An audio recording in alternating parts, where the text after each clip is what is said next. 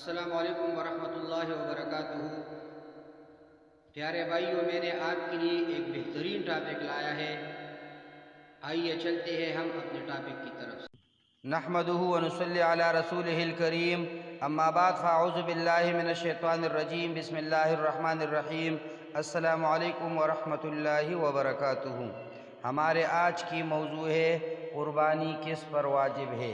پیارے بھائیوں، اس سلسلے میں جامعہ علوم اسلامیہ علامہ محمد یوسف بنوری ٹاؤن کا فتویٰ ذکر کر رہا ہوں۔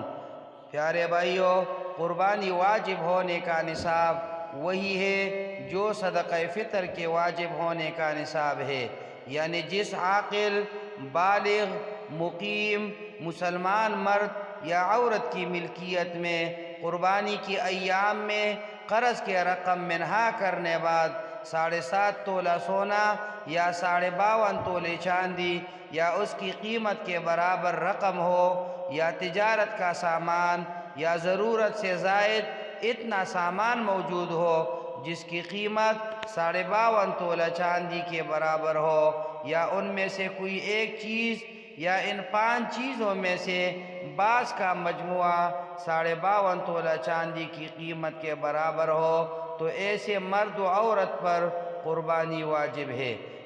پیارے بھائیوں، قربانی واجب ہونے کے لیے نصاب کے مال، رقم یا ضرورت سے زائد سامان پر سال گزرنا شرط نہیں ہے، اور تجارتی ہونا بھی شرط نہیں ہے۔ ذی الحجہ کی 12ویں تاریخ کے سورج غروب ہونے سے پہلے اگر نصاب کا مالک ہو جائے تو ایسے شخص پر قربانی واجب ہے۔ ضرورت اصلیہ سے مراد وہ ضرورت ہے جو جان اور آبرو سے متعلق ہو، یعنی اس کے پورا نہ ہونے سے جان یا عزت و آبرو جانے کا اندیشہ ہو، مثلا کھانا پینا، پہننے کے کپڑے، رہنے کا مکان۔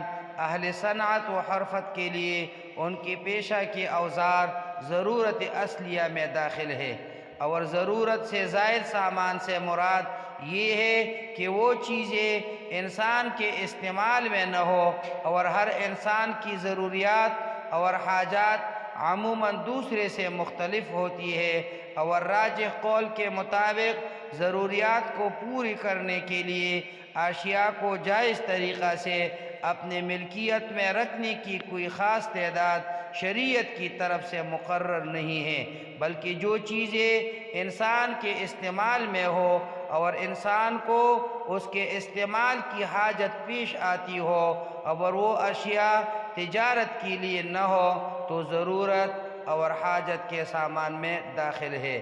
لہٰذا جو چیزیں انسان کے استعمال میں نہ ہو اور اس کو ان کی حاجت بھی نہ ہوتی ہو، تو وہ ضرورت سے زائد سامان میں شامل ہے۔ قربانی کی نصاب میں اس کی مالیت کو شامل کیا جائے گا۔